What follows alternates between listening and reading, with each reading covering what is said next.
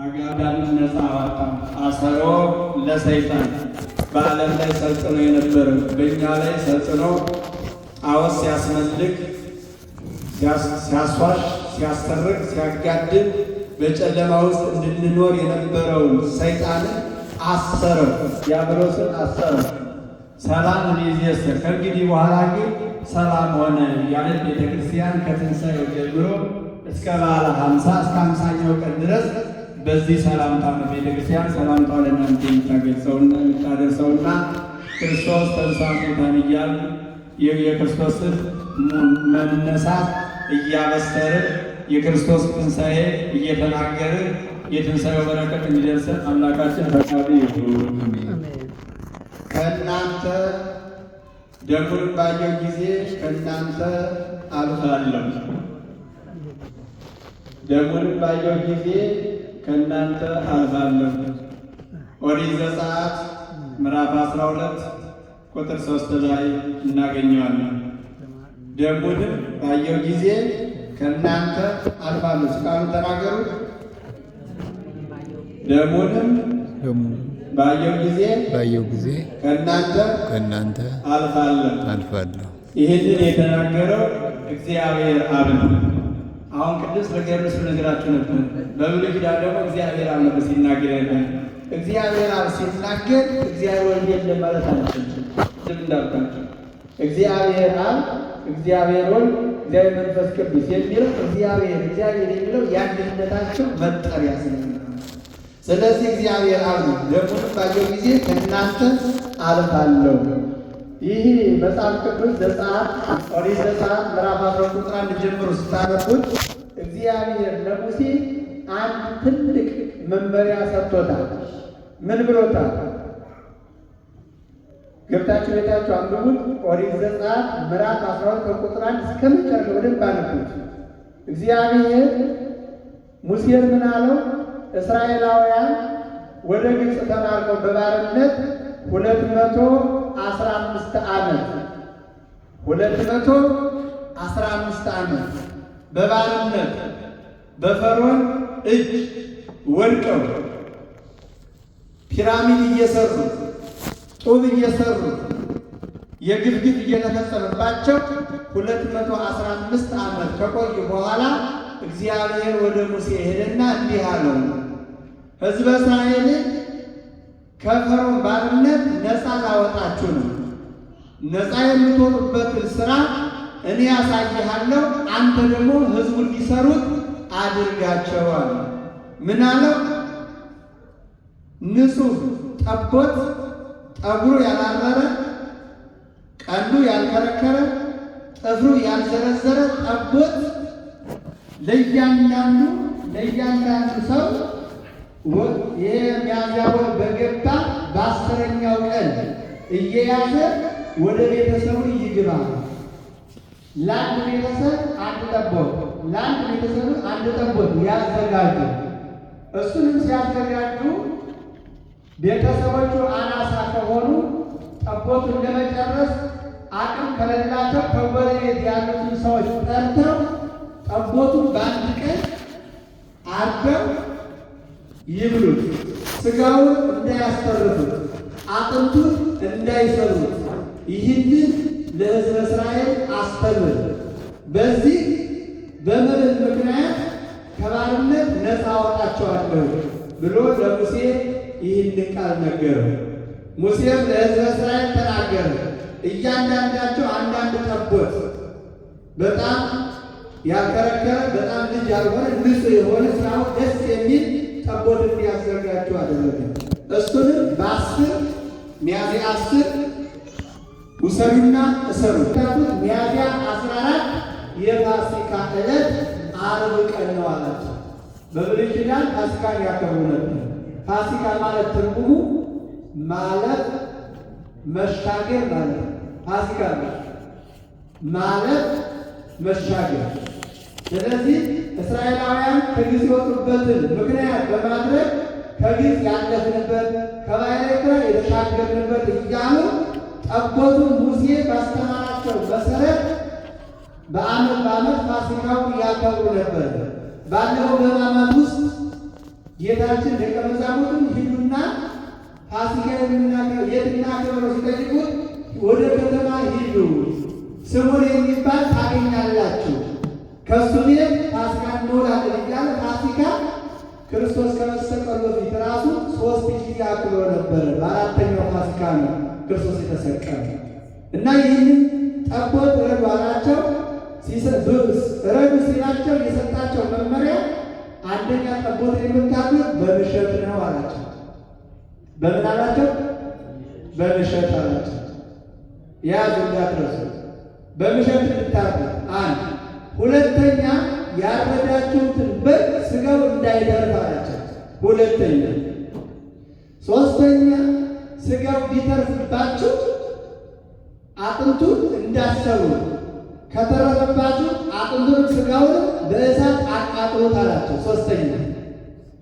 ይህን ስታደርጉ ደግሞ በችኮላ ይሁን የምትመገቡ መትረፍ ስለሌለበት በችኮላ ብሉት ብሎ ይህን መመሪያ ሰጣቸው። መጀመሪያ በምሸት አላቸው፣ ከዛ በችኮላ ብሉ አላቸው። እንደገና የተረፋቸው በእሳት አቃጥሉት እንጂ አጥንቱን እንዳሰሩ።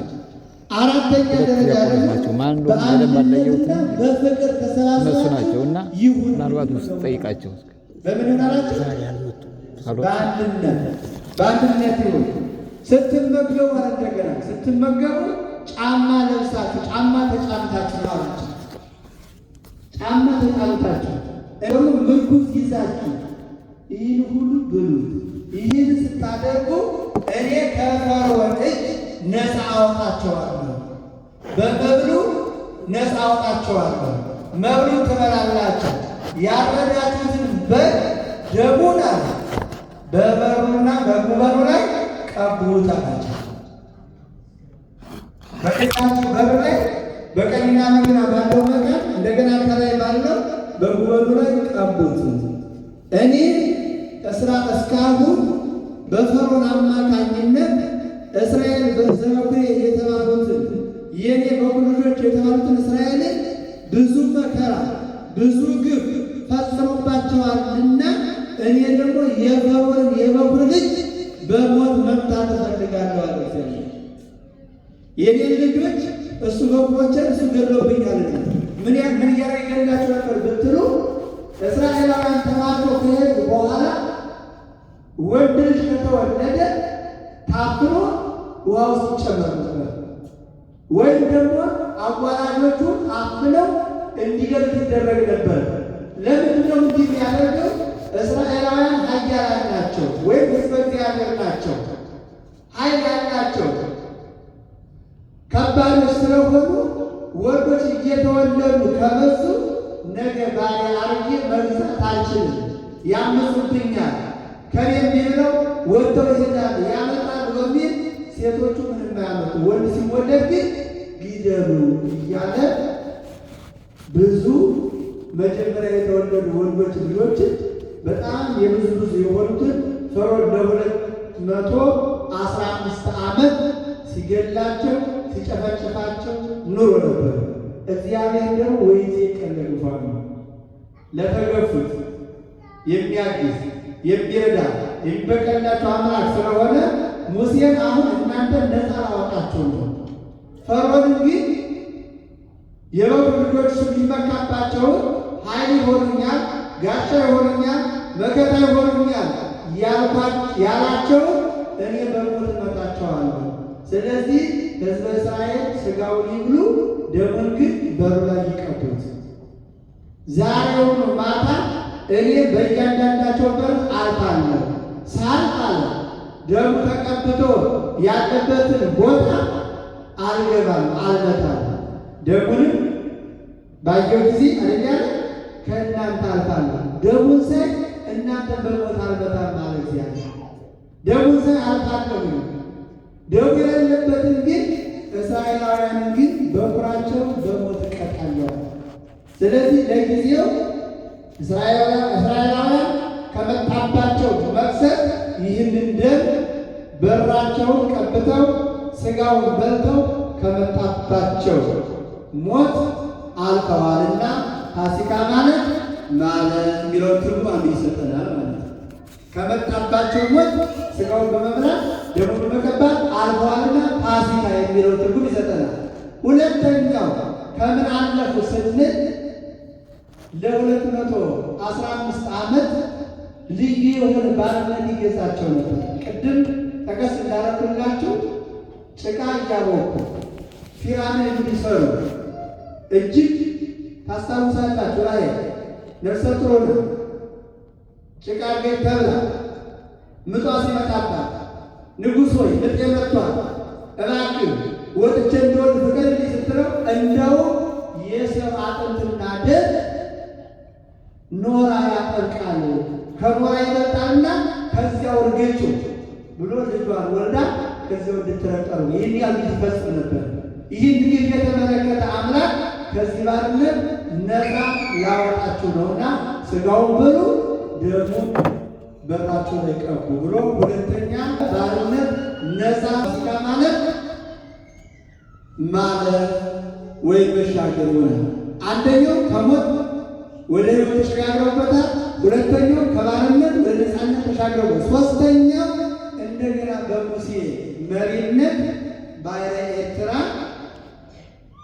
ኤርትራ ይሴፍሑ እያሉ እያመሰገኑ እንዲሻገሩ ቀን በብርሃን ፀሐዩን ሊያቃጥላቸው ሌሊት ጨለማ እንዳይሆንባቸው የብርሃን ምሰሶ እያበራ ቀን ፀሐዩን ሊያቃጥላቸው ሌሊት ጨለማው እንቅፋቱ ሾው እንዳይወጋቸው እያበራ በሙሴ አማካኝነት መርቶ በኤርትራን በሰላም አሻገራቸው። ሶስተኛው ፋሲካ የሚባለው ሳይሞቱ በሕይወት በኤርትራ የተሻገሩበትን አባቶቻችን ምን ይላሉ?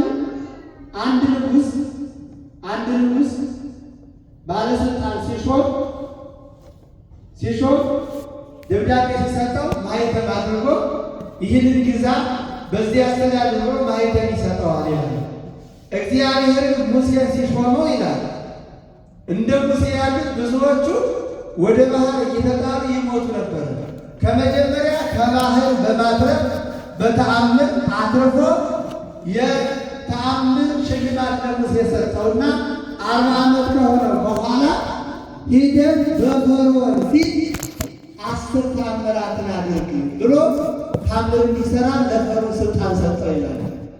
አንድ የምድር ንጉሥ ለሾመው ባለስልጣን የሹመት ደብዳቤውን እንካ ብሎ ማኅተም እንደሚሰጠው ለፈርዖን ስልጣን እነሆ ለፈርዖን አምላክ አድርጌሃለሁ ብሎ በፈርዖን ላይ ሹሞ በፈርዖን ፊት 10 ተአምራት ያለ። እነዚህ 10 ተአምራት ታውቃቸዋላችሁ። ውሃ ደም መሆን፣ እህላቸው በአንበጣ መበላት፣ በሽታው፣ ወረሽኙ፣ የ3 ቀን ጨለማ፣ ቅማሉ፣ ትኋኑ ያልተደረገባቸው ነገር የለም። ያልተደረገባቸው ሙሴ ተማምኖ ነበር። አረ ከዚህ ከመጣው መቅሰፍት ወደ ፈጣሪ ጸልይና መልስልን፣ ሕዝብን እመለካለሁ፣ ያንተን አምላክ አመልካለሁ ይለው ነበር። ከዚያ ጸልዮ ሲያቆምለት መልሶ ወደ ቀደመ ይመለሳል። ፈርዖን እንዲህ እያለ በ10 ተአምራት ቢመክረው ያስተምረው አልሰማም። በ10ኛው ስጥመት ሕዝበ እስራኤል ሙሴ በያዘው በትረ መስቀል በኤርትራ ሲባርከው ልክ እንደምናየው ግድግዳ እንደዚህ አሁን ያየነው ግድግዳ ቀጥ ብሎ ቆመ። እስራኤላውያን ውሃ ሳይነካቸው በደረቅ ተሻገሩ። ከዛ እኔ እስራኤልን ማለቅ እግዚአብሔርን ማላቅ ብሎ ሲደጎራ የነበረው ፈርዖን ከነ ሰራዊቱ ከነ ሰረገላው በባሕረ ኤርትራ ሰጥሞ ቀረ። ያ ፈርዖን የዲያብሎስ ምሳሌ ነው። ሕዝበ እስራኤል አሁን እኛ የክርስቲያኖች ሕዝብና አሕዛብ ይባሉ የነበሩት ያ የሕዝብ ምሳሌዎች ናቸውና ሕዝበ እስራኤል ያን ጊዜ እስራኤል ዘሥጋ ይባሉ ነበር። ለኋላ ግን እስራኤል ዘነፍስ የሚባሉት ነፍሳቸውን አውቆ ለነፍሳቸው መልካም የሚሰሩ አንድ አምላክ አንድ እግዚአብሔር ብለው በእግዚአብሔር ስም የሚማጸኑ በእግዚአብሔር ስም የሚጸልዩ የእስራኤል ዘነስ ምሳሌዎች ነበሩና እስራኤል ዘሥጋ ባሕረ ኤርትራ ምሳሌ ሰገዱ እና ይህንን ያደረጉት ምንድነው? እግዚአብሔር በነገራቸው ይህንን ብሉ፣ ይህንን ደም ቀብ ብሎ ባላቸው መሰረት ሕዝበ እስራኤል ለጊዜው ከባርነት ነፃ ወጥተዋል። በኤርትራ በሻን ተሻግረዋል። ከእስራኤል ከሞት ወደ ሕይወት ተሸጋግረዋል። ያ በግ ምንድን ነው? ማን ነው የምንለው ስናይ ያ ንጹሕ በግ የተባለው ጠጉሩ ያላረረ ቀንዱ ያልከረከረ ጥፍሩ ያልዘረዘረ የተባለው የኔና የናንተ ፋሲካ ማን ነው? ማን ነው? እግዚአብሔር ወልድ። እግዚአብሔር ወልድ ፋሲካችን ክርስቶስ ታርዷልና ይላል አንደኛ ቆሮንቶስ አንደኛ ኤፌሶን 6 ፋሲካችን ክርስቶስ ታርዷልና አሮጌው እርሾ አስወግዱ ይለናል። አንደኛ ቆሮንቶስ ምዕራፍ 5 ቁጥር 7 ላይ ፋሲካችን ክርስቶስ ታርዷልና አሮጌው እርሾ አስወግዱ። እርሾ ምንድን ነው? እናቶች እርሾ ምንድን ነው? ምንም ያደርግ ነው ኮፍ የሚያደርግ ቶሎ እንዲብላና የሚያደርግ ማለት ነው። አልቦ ካለው ቶሎ እንዲሞቅ የሚያደርግ እንደገና በራሱ ቢቀምሰው እርሾ ምን መራራ ማለት ይወደዳል እንደ ሐሞት ይመረራል። ስለዚህ እርሾውን አስወግዱ ማለት ያ እርሾ ማለት በብሉይ ኪዳን የነበረውን ኃጢአት የነበረባችሁን ጥፋት የነበራችሁን በደል አስወግዱና ካሁን በኋላ ንጹሐ መሐሪ ክርስቶስ በቀራንዮ ተሰውቶላችኋል። ሥጋውን በልታችሁ ዳኑ በተባለው እኛም ሥጋውን ተቀብለን ከመርገመ ሥጋ ከመርገመ ነፍስ እንድንድን እንደገና ደሙን ጠጥተን እንድንፈወስ እንድንድን ያ ንጹሕ በግ የተባለው ኢየሱስ ክርስቶስ ነው። ፋሲካ የተባለው ኢየሱስ ክርስቶስ ነው። ይህን የሚከበረው መቼ ነበረ? ዓርብ ነው። የተሰቀለው መቼ ነው? ዓርብ። እያንዳንዱ በብሉይ ኪዳን ይሰሩ የነበሩ ድርጊቶች ምሳሌዎች ስለነበሩ ለሐዲስ ኪዳን አማናዊ እንዲመጡ ተደርገው ነው። ዓርብ ፋሲካውን ያከብሩ ነበረ። ቅዳሜ ከዓርብ ቀጣይ የክፍለት ማለት ነው የቂጣ በዓል ያከብሩ ነበር። ትንሣኤ እሑድ ደግሞ የበኩራት ቀን እያሉ ያከብሩ ነበር። ዓርብ እነሱ በጉን በልተው በጉን አርደው ሥጋውን እንደበሉ ክርስቶስ ዓርብ ተሰውቶ ሥጋዬን ብሉና ደሜን ጠጡና ዳኑ አለ። ዓርብ በቂጣ እንደሚያከብሩ ቂጣ ውስጥ እርሾ አይገባም። ዕለት ዕለት ነው የሚጋገረው። እርሾውን አስወግዱ ማለት እኔ ወደ መቃብር በወድ በመለኮት መበስበስ መሞት አያገኘኝም። እርሾ የለበትም ማለት እርሾ ተው የሚያቦካ ነው፣ ተው እንዲላለ የሚያደርግ ነው።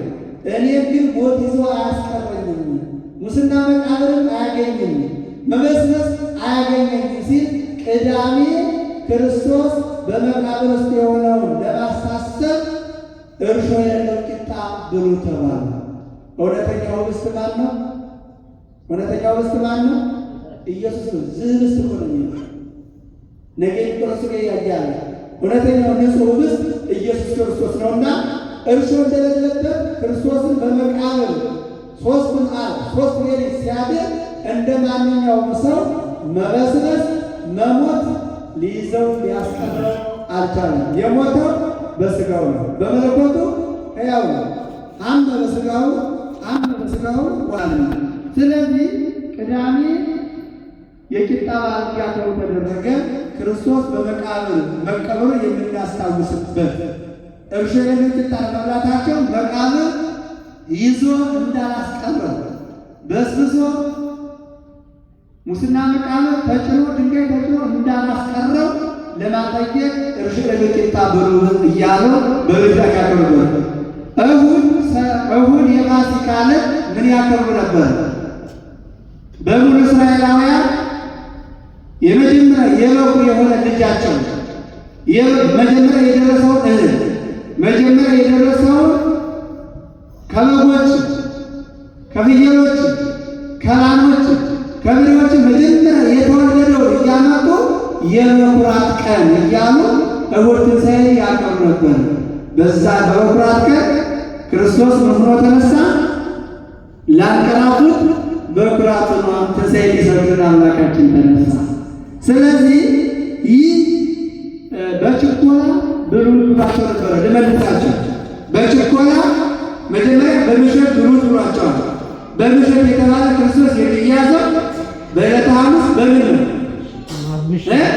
በምሽት ዝም ብሎ አይደለም እግዚአብሔር ለሙሴ ነገር በምሽት ብሉ ያላቸው ክርስቶስ የሚያዘው በዕለተ ሐሙስ 3 ሰዓት ከምሽቱ ነው። በምሽት ከተያዘ በኋላ በአንድነት ብሉ ነው ያላቸው።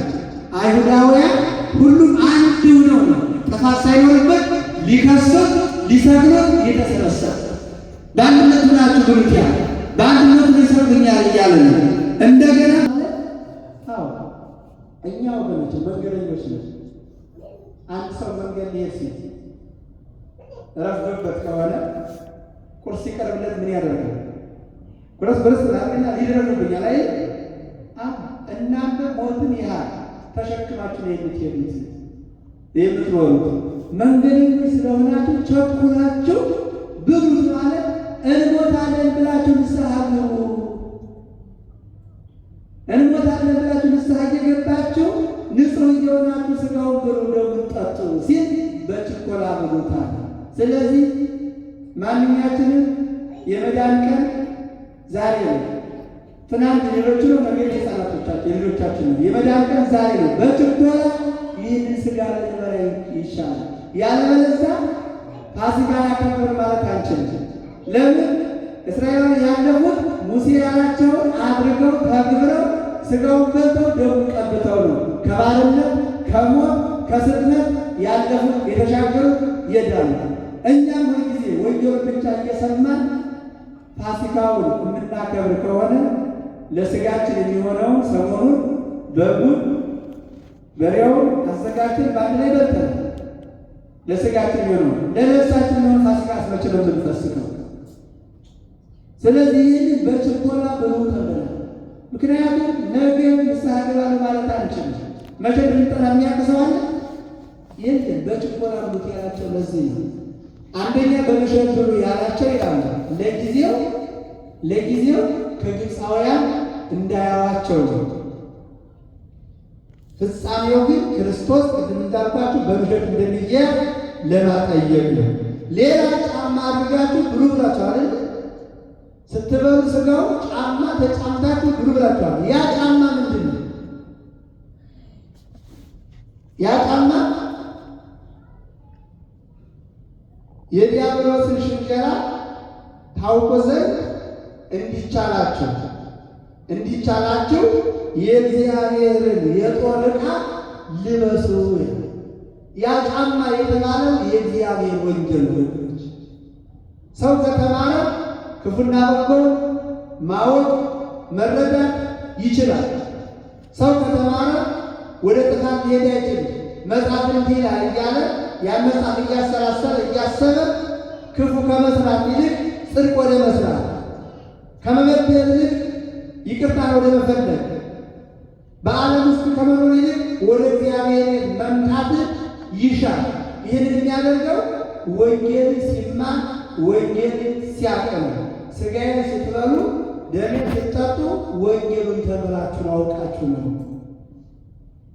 እያወቃችሁ ከሆነ የምትቀበሉ ሥጋና ደም በረከተ ሥጋ በረከተ ነፍስ ድነተ ሥጋ ድነተ ነፍስ የምታገኙበት ይሆናል። እና ይህ ስታደርጉ ጫማ ተጫምታችሁ ማለት ሁልጊዜ ወንጌሉን ለመስማት የተጋችሁ ሁኑ። ሁልጊዜ መጽሐፍ ቅዱስ ለማንበብ የተጋችሁ ሁኑ። ሁልጊዜ ቃሉን ለመስማት ስታደርጉ ፋሲካ እውነተኛ ፋሲካ ይሆናል።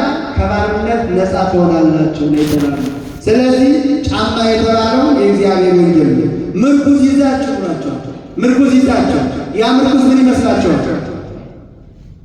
ምርኩዝ ምን ይመስላችኋል? አባቶቻችን ይይዛል ማለት ትምህርተ መስቀል ምን ይባላል?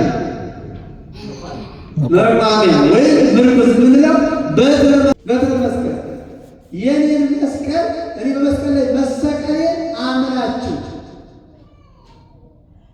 እኔን ሊከተል የሚወድ ቢኖር ራሱን ይካድ መስቀሉንም ተሸክሞ ይከተል።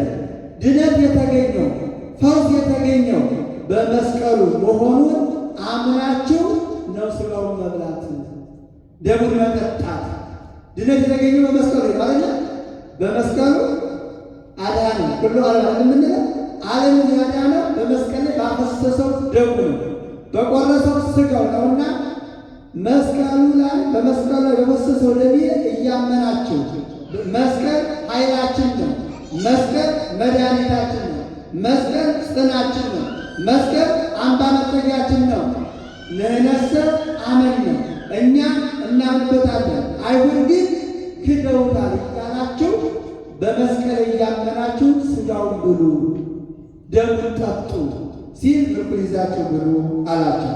ስለዚህ ከዚህ ሥጋ መጻተኛና ባሪያ እንዳይበላ ብሏቸው ምን አላቸው?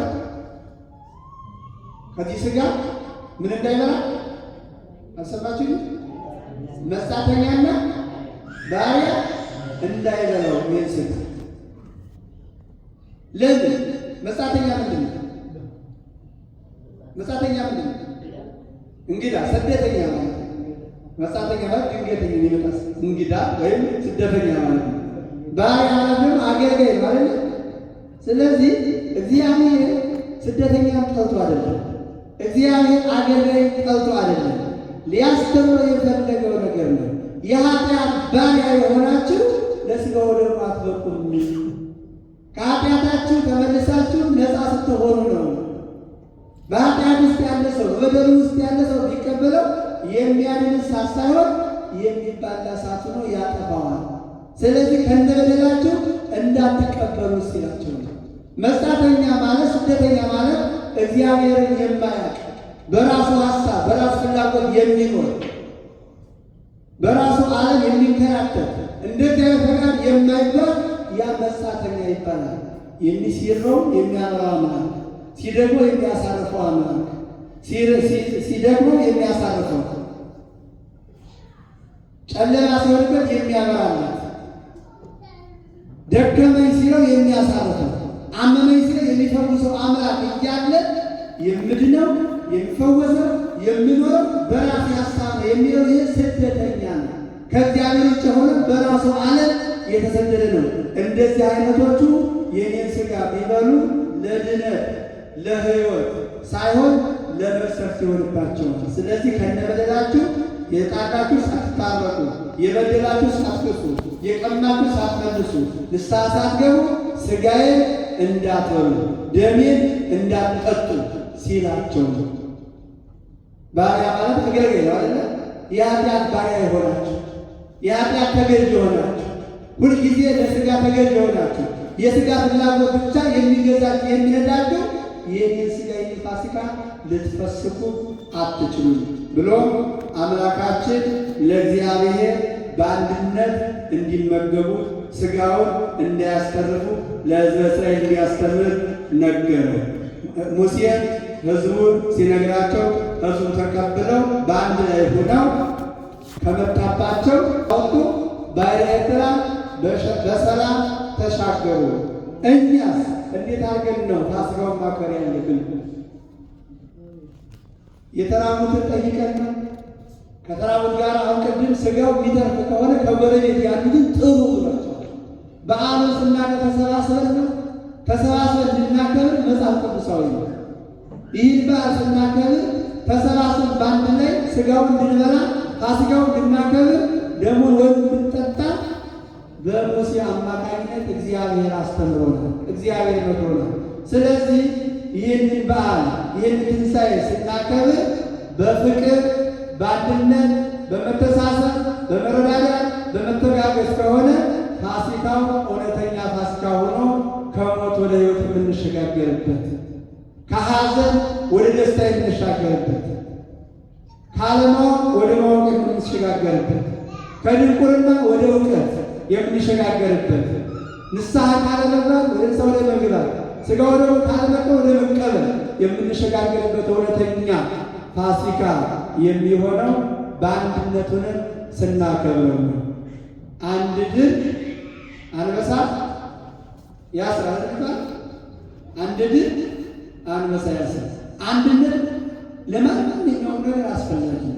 በተለይ የቤተ ክርስቲያን ንብረት ለቤተ ክርስቲያን በጣም ይጠቅማታል። የተጎደሉ በመካከላችን በአንድ ላይ መደገፍ እንችላለን። ያዘነ ቢኖር በአንድ ላይ ማጽናናት እንችላለን። የተራበ ቢኖር በአንድ ላይ ማብራት፣ መጠየቅ፣ መጎብኘት እንችላለን እና አንድነት በተለይ ለቤተ ክርስቲያን በጣም አስፈላጊ ነው።